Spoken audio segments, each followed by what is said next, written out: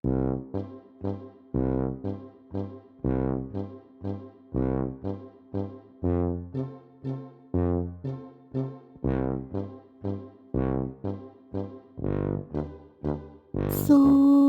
ស្តី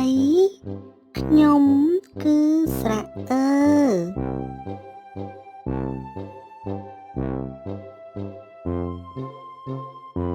ថ្ងៃនេះយើងរៀនអំពី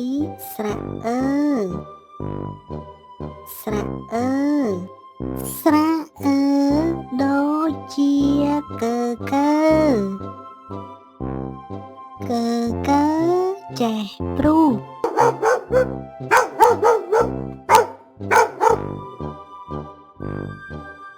ស្រៈអើស្រៈអើដូចជាប៊ឺហ្គឺខ្ញុំហូបប៊ឺហ្គឺស្រៈអើដូចជាឈើរីខ្ញុំចូលចិត្តឈើរីកអឺកើខអឺខើចអឺជើឆអឺឈើ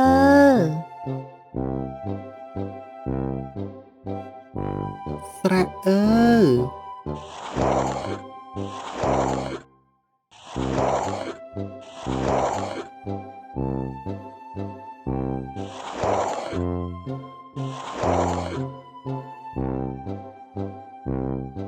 ស្រៈអើ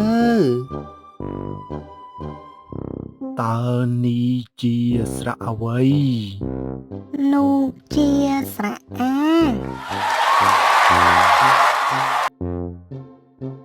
តើនេះជាស្រៈអ្វីនោះជាស្រៈអើខុសហើយដាក់មួយញញូនោះជាស្រៈអេ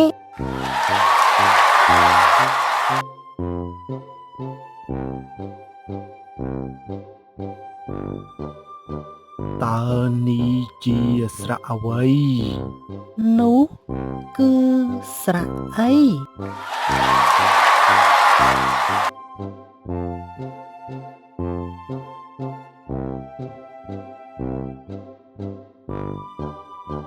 តើនេះជាស្រៈអ្វីនោះជាស្រៈអេខុសហើយដាក់មួយញញូនោះជាស្រៈអើ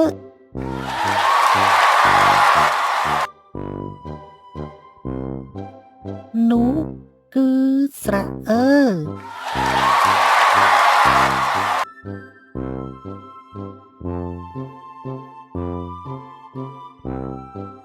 កអាកាកអេកេកអីកៃកអឺកើកអឺ